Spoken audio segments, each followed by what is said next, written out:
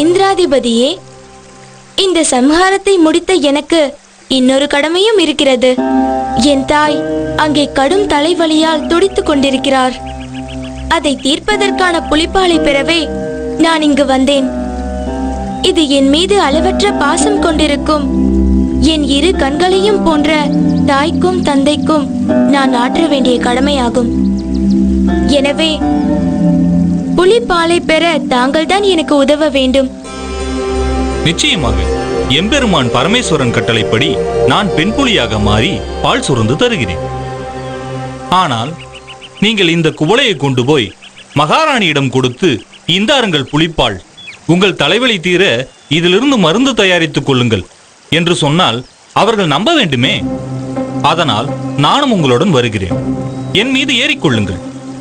அரசவையில் நாம் நுழைந்தால் நீங்கள் கொண்டு வந்திருப்பது புலிப்பால் தான் என்பது ஊர்ஜிதமாகிவிடும்.